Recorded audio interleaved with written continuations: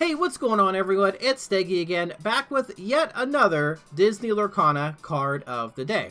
And today's card of the day is going to be one of the cards that has most recently been revealed, I suppose. He's one of the animal companions we received in the online article from the gamer. And that card is going to be Timon, Grub Rustler. Now, Timon is an amber card. I almost said emerald. Timon is an amber card. He costs 1 resource, and he is inkable, which again means he can be placed into your inkwell. He has 1 strength, an unknown amount of lore, and an unknown amount of willpower. Not sure why I said those out of order, but there you go. Now, for the purposes of this video, I'm going to say that Timon has 2 willpower and 1 lore. I think his stats are going to be the same as Hey Hey Boat Snack, who's also in the same color. Hey Hey is a 1 cost amber card who is also inkable.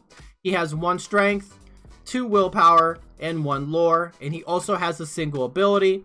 Timon has all of those stats. I think Timon has all the same stuff. He's going to have 1 resource, or he's going to cost 1 resource who is inkable.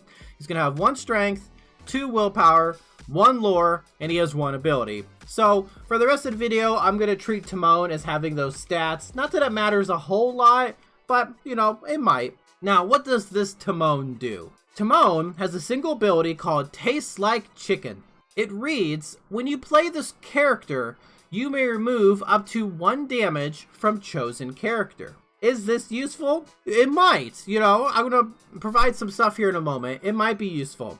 I do want to point out though, and I like to point out the negatives right away. He's not a good turn 1 drop at all. Not even probably turn 2 or turn 3 or so. Early game, he's nothing more than a body on the field, and I would much rather have Hey Hey on the field early than Timon. Now, this Timon does shine in a multiplayer setting where maybe you can use his heal ability to do some politicking with your opponents. And what I mean by that is maybe you can play Timon because his effect doesn't target your own character specifically. You can target any character.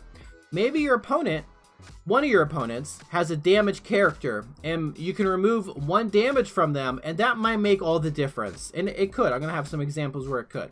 You could be like, hey opponent, I'll remove 1 damage from your character here if you promise not to banish my characters when I send them on a quest or something like that.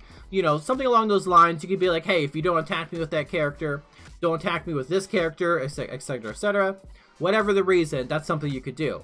So your opponent might be like, you know what? I don't have any healing in my deck. Even that 1 damage would be very useful. I'll take you up on that for a turn. And that's fun. That's a fun option. It gets everybody like involved. You know, your other opponents might be like, what? Dude, you can't do that or something. And it's like, hey, I made a deal. It is what it is. So that's fun, right? That's something very fun.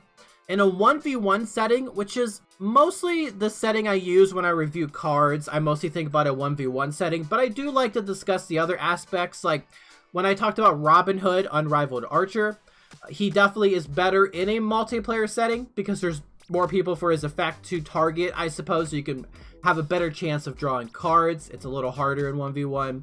I do like to bring that up. It is actually in the rules. Multiplayer is in the rules. So it is something, you know, I should talk about when I talk about the cards. Just not really in depth, even though I'm sitting here rambling. Anyway, so Timon in a 1v1 setting, early game, not going to do a lot for you. He might, you know, you could say use a Dr. Facilier that you've played on turn 2, attack something, and then it's your 3rd turn, right? Because Dr. Facilier had time to dry. So your 3rd turn, you play a resource. Dr. Facilier attacks something, or, you know, challenges something. He's got some damage on him now, but he has no strength for the counterattack on your opponent's turn. Well, you go ahead and play Timon, and now you remove 1 of that damage. So now it makes it more difficult for your opponent to remove Dr. Facilier because they're going to need to do another point of damage. Let me bring up like an example of why this Timon could be useful. Say you're playing, you have an amber deck, we don't need any other colors right now, but say you're using Stitch Rockstar, okay? And your opponent is playing a princess deck, and they're using amber and sapphire. So they have, you know, auroras, they have their Moanas and stuff. So on your turn, your opponent has an exerted Minnie Mouse. And they have, let's say, the 2-cost Aurora on field as well. With your Rockstar Stitch, you go ahead and you decide to challenge your opponent's exerted Minnie Mouse. You take 2 damage, but you have banished their Minnie Mouse. Now, Stitch has only 3 willpower left of his remaining of his 5 because he's taken 2 damage. So you go ahead and you play your Timon, targeting your Stitch, and now you remove 1 of that damage. Now your Stitch has 4 willpower left. And why is this a big deal? Well, if your opponent shifts their Aurora on their next turn into the 5-cost Aurora with 3 strength, they can no longer banish your Stitch in a challenge using just Aurora, because Aurora is going to be doing 3 damage, and 3 plus the 1 damage on Stitch is only 4, and that's 1 less than Stitch's 5 willpower. We're able to save Stitch in that regard due to Timon. And I think that is where his strength is really going to shine, is you being able to survive a hit in that regard, like in that sort of example. 1 damage isn't really a lot, right? You're not really going to be removing 1 damage unless mathematically it's going to benefit you. Something like Healing Glow, which for the same cost in the same color, that can remove 2 damage, is going to be more beneficial for when you want to actually heal your dudes, heal your characters, and keep them healthy no matter what's going to be thrown at them.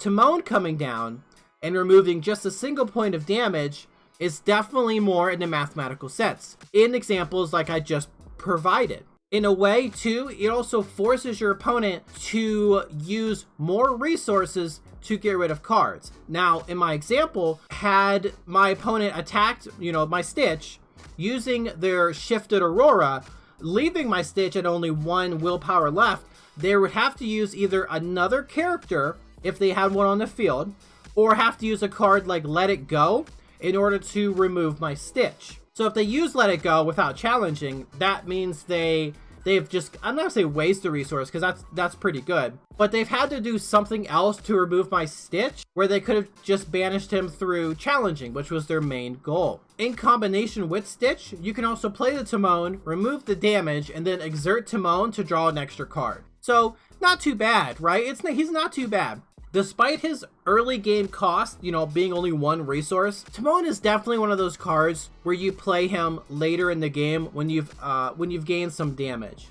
He could be played on your early game characters to set up some more favorable trades.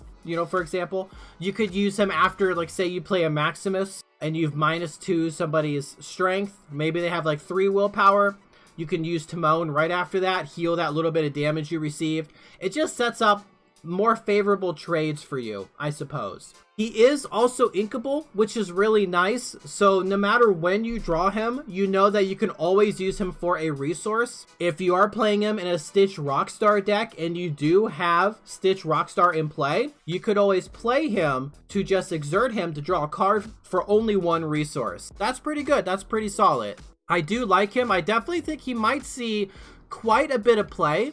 And a lot of the testing I've done, a lot of the games I've watched, you'll notice that sometimes 1 or 2 damage makes all the difference. You're able to deal that, last little bit of damage to a character because that damage has stuck around.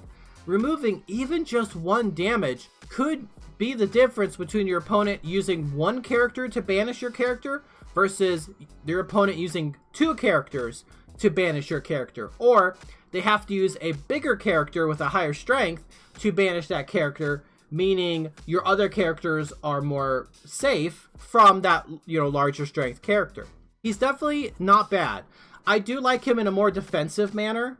I think Hey Hey Boat Snack is definitely more of an offensive support character, because when you quest with him, then your one of your characters gets a little bit stronger, and then if you challenge with that character, you're able to take something out, ideally, right? Whereas Timon, you don't have to quest with anybody, you just kind of play them and remove the damage. I think both would definitely see play. It depends on what type of deck you want to run. But I do think in a Stitch deck right now, I think including Timon would actually be really beneficial. I actually really like him he's able to just remove that one damage that just might make the difference, you know? And that's what I like. He's good in multiplayer. You can set up some politics in that regard. And in a 1v1 setting, he could remove that one damage to help you survive an attack or to force your opponent to use more resources to get rid of your character. So overall, you know, what would I give this Timon? Well, we haven't really seen him in action yet, but I have good things about him. So I'm going to give him right now, and I say this a lot, a solid 7, right? 7 out of 10. You know, it's like a 3.5 or so out of 5, if you want to think about it in that regard. I think he might be flirting with an 8, because I do think removing that one damage and putting a character on the field is going to be very, very good. He also is inkable, and he's useful basically at any stage of the game. You might always have damage on your characters. I mean, would it feel bad if you have no characters in play and you're looking for something to get you back into the game and you draw a Timon?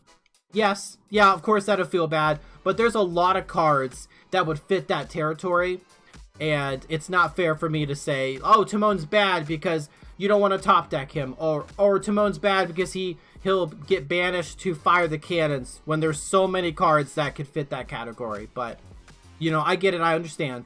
So I'm going to give Timon, though, Timon a solid 7 out of 10. Got to see him in action for a bit, maybe make that go up a bit, but again, I think he's not too bad. But hey, thanks for watching. Thanks for listening. I appreciate it. It means a lot. I love rambling, getting my thoughts out there. So you stay safe out there. Make good decisions, and I'll see you in the next one. Okay, bye.